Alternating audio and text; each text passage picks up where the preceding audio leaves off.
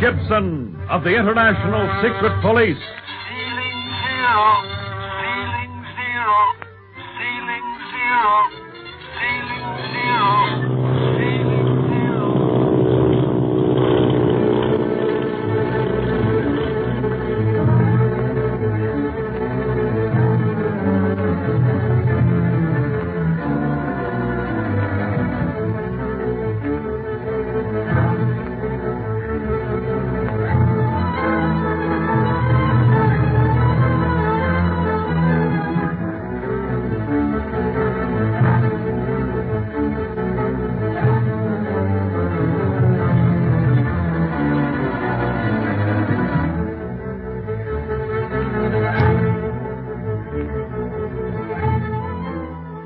In the previous episode, you remember, though the flower boat which was smuggling Marcia Winfield away from her friends was searched by Clint and Barney, no trace of the girl could be found. Instead, the two members of the secret police almost lost their lives, but Speed Gibson arrived in time to prevent this. After the crew and members of the Octopus have been arrested and started back to Hong Kong under the supervision of Li Ying, the Hong Kong operator of the International Secret Police, Speed, Clint, and Barney go to the house of Bob Gilmore, who shared the adventure on the flower boat. He has already told them that Marcia's brother Larry was his best friend, and is about to go into more detail when the voice of the Octopus comes in over his shortwave set, warning Bob to be silent, to forget what he knows about Larry Winfield, that Marcia's life depends on his bad memory. This silences Bob, and the boys begin to wonder if he can help them after all. Gee, Bob, the Octopus gives warnings like that all the time. We don't pay any attention to him anymore. Nah, talk's cheap. Only time I start worrying about the Octopus is when he goes into action. But, Barney, that girl's life depends on me now. If it was just my life, I wouldn't hesitate. But now, I don't know what to do. Now, listen, Bob. I was up against the same thing a while ago when Marcia first disappeared. The Octopus told me the same thing he told you, that I'd never see her again if I continued the search for him. You mean he's holding her as a hostage? Yes, and Marcia's fate is determined this minute whether you tell us what you know or not. But before I go any further, are you sure that shortwave set is dead now? Yes, I checked it thoroughly after the Octopus signed off. It was open before. Must have forgotten to turn it off when the flower boat came into sight. All the excitement and so forth. Yeah, that so forth business almost sank us. As I was saying, the Octopus knew what he was going to do with Marcia before he ordered his men to kidnap her. All his activities are carefully planned ahead of time. Of course, he was ready for last-minute emergencies. Like taking Miss Marcia and the cargo of opium off the flower boat while you, Barney, and Bob are below with the captain, Clint? Yes, you see, his men are well-trained. They have orders and counter-orders, just in case the first plan falls through. Now, the only way we can hope to trace Marcia is to learn more of the background of the whole case. And that's where you come in, Bob, by telling us everything you know of her brother. But there's little more to tell you than what I've already told you, Clint. All right, go ahead, Bob. Well, as I was saying, Larry got me a position with another company, but all the while he was talking me up to Mr. Merritt, president of the oil company he was working for, telling him that I was the man he wanted as his assistant on the Tibet expedition. Yeah, Miss Marcia said he was all excited about his job. He was, Speed. But that was his nature, enthusiastic about everything. That's why I noticed the change so much. What change? Well, one evening I had dinner with him and planned to meet him at his office next morning. He had some sort of a date that night at a private nightclub in Hong Kong that he was looking forward to. Wanted me to join him, but I couldn't afford it and wouldn't allow Larry to stand for my share. He was generous to a fault, and... Go on, Bob. Well, when I saw him the next day, I hardly knew him. He seemed dazed, under a spell. I asked him what sort of a time he'd had the night before, and he stared at me, seemed about to speak, and then shook his head. He wouldn't tell me anything, but from that day on, Larry Winfield was a changed man. He seemed to be living in a shadow, in dread of some impending doom. Tried to win his confidence, but it was in vain. He began avoiding me, and at last I had a brief note from him saying that he was going on a journey, and that's the last I ever heard from him. I see. When did the Merritt Oil Company close its doors? About a month after that. Is Mr. Merritt still in China? No, I believe he went to England. His home was there. Gee, that doesn't help us much, does it, Clint? No, and yet Bob's information must contain some clue to Larry's whereabouts. Some tiny key that might unlock the whole mystery. Else, why did the octopus bother to warn him to keep silent? That's right. Oh, gosh, I'm tired. Me too, Barney. This has been a pretty strenuous day for all of us. I think we've accomplished as much as we can tonight. How about calling it a day, and getting some sleep? Fine with me, Clint. I can't offer you anything better than cots, but I don't think they'll interfere with your sleep. Say, Bob, nothing could interfere with my sleep. Not even if I was to hang from a tree by my toes.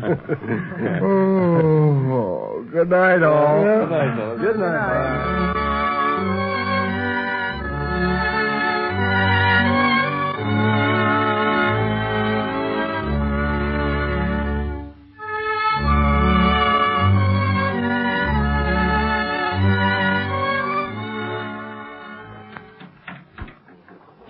Bob, you're a magician. Fixing up our plane like this in no time at all.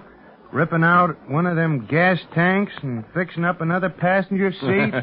It's pretty rough work, Barney, but it'll hold together until you get it back to Hong Kong for the finishing touches. Gee, it's swell that I can fly with Clint and Barney now. Well, I don't know if it is or not. But you get into more trouble when you're not with me than when you're with me, Speed.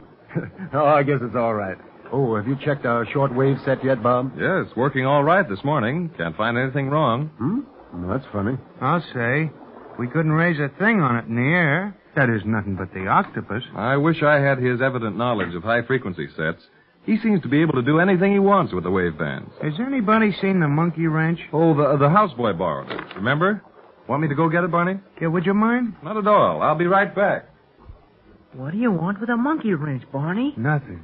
I just wanted to get rid of Bob for a few minutes so we could talk. Yeah, that's a good idea. This is the first chance we've had to discuss the idea of swearing Bob in as a member of the secret police. Will you have to do that, Clint? Well, if he's to work with us at all, yes, Speed.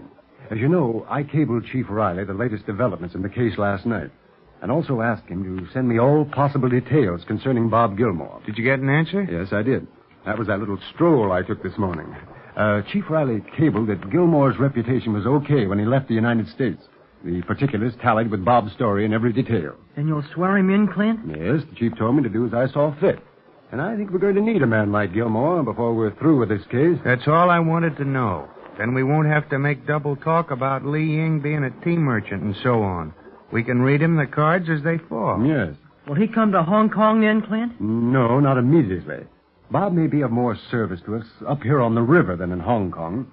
If he goes on as before, to all appearances, a young engineer, taking whatever work may come his way, he may hear something. But all the time, he can be working on a new plan of mine. What new plan? A survey of Tibet. Tibet? Then we're really going there? I don't know, Speed. But I want a good lay of the land in case we need it in a hurry. You mean we're going to Tibet after Larry Winfield? No, I'm not sure that we'll go there at all, Barney. But if the trail gets too hot, the octopus may leave Hong Kong. And I've got a hunch he has another hideout somewhere in Tibet. Well, now, let's see. Are we all through here? For the time being. Well, all right, then let's go up to the house, then, and swear Bob into the secret police. Are you sure he's all right, Clint? Huh? Why, of course he's all right. After all he's done, I don't see how you could possibly be suspicious of him. Besides, we have Chief Riley's okay, too. Don't forget that. Bob? Bob, where are you? Here I am, Speed. Still looking for the monkey wrench. My houseboy has disappeared, and so has the wrench. Let that go, Bob. We got something more important for you. Yeah? What is it? Anything happened to the plane while I was gone? No, she's as good as new now. In a little while, we'll take off and stop bothering you. Oh, gee, it's been no bother, Barney. I'll be darn sorry to see you fellas leave. It's been a breath of home knowing you. We'll keep in touch with you, Bob, because you're going to join our organization. Well, that is if you wish. You mean join the secret police? That's right. Clint'll swear you in right now if you want, Bob. If I want? Do you know what this means to me? Sure, we know, buddy. And it's going to be the sort of work you like best, too. Engineering. Suppose we swear Bob in before telling him all, huh, Barney? Well, all right, go ahead. Raise your right hand, Bob. Okay. And listen carefully. If you want to change your mind after hearing the oath, well, that's your privilege. I'm ready, Clint. Go ahead. Do you, Bob Gilmore, as a member of the International Secret Police, promise to obey and protect law and order in your own country or wherever else your duties may carry you? Will you cooperate with the foreign police after you have fulfilled your mission? And will you, above all else, recognize the code of the secret police? Courage, honor, and silence, and not betray it in any manner whatsoever. I promise. Congratulations, Bob. Congratulations. We gotten you into trouble already, Bob, so we thought you might as well have the name as well as play the game. See, this is one of the biggest moments of my life, fellas. What do I do first? Well, first, you will memorize this copy of our secret police code. And after you have it memorized, destroy the copy. I'm to stay here then? Yes. After I return to Hong Kong, I'll wire you further instructions, in code. And that's why it's important that you memorize the code key. What about my shortwave set? Well, the octopus will probably be listening to everything you send or receive over your set, Bob. He may suspect the wires, but he'll not be able to decipher them. Our code is the one thing we've kept from him. You've tried to get it often enough. You'll have to be extra careful, Bob. Don't let anyone know that you're in the secret police. Because after you do, the octopus will do anything to get rid of you. Yeah, and he kind of has it in for you now. Don't worry about me. This is the sort of thing I like. I've been in plenty of tough scrapes before, and have always managed to squeeze out of them. Oh, say, Bob. Yes? In secret police work, sometimes too much courage is worse than too little. What do you mean? Don't be too willing to die for the service. You will be able to help it more by continuing to live. In plain words, he means don't take unnecessary chances, Bob. I understand. You'll have plenty to do, Bob, when Clint sends you instructions about surveying Tibet. Tibet? Yes, do you remember anything of Larry Winfield's work along this line? No, he stayed more to generalities. In fact, things were too much in the formative stage to have any detailed data. That was to have come later. Dr. Kingsley could help us out a lot on Tibet, couldn't he, Clint? Yes, and Li Ying, too. Oh, see, by the way, Bob, Yi Ling is not only a tea merchant, but our Far East operator as well. No. Say, I don't see how the octopus is going to stand a chance against your organization, Clint. There are secret police everywhere. And there are octopus guys everywhere, too. Don't forget that. I'll say, for all we know, there may be some on that river out there right now. Hey, isn't that your houseboy down by our plane, Bob? Down by the plane? It is. What's he doing down there? Say, he's got a monkey wrench in his hand. The one we was looking for. Clint, he's going to wreck the controls. Quick, let's get down there and stop him.